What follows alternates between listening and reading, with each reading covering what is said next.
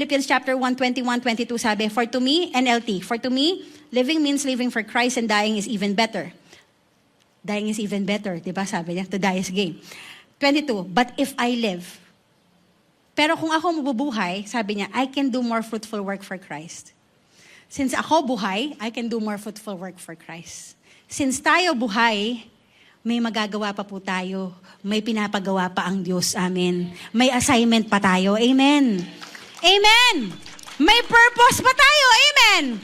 There is a purpose while we remain. Kung tayo humihinga, ibig sabihin may purpose pa. Yung katabi mo, may purpose yan. Si Paul, may purpose pa during that time, kaya he stayed alive.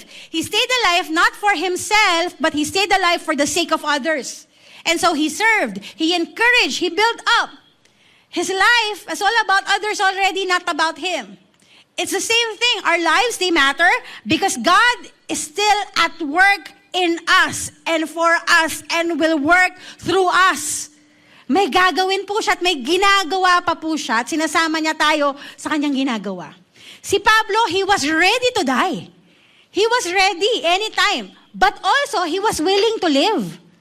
Kasi marami na po na sobrang despaired, sobrang frustrated, sobrang disappointed, na ready mamatay.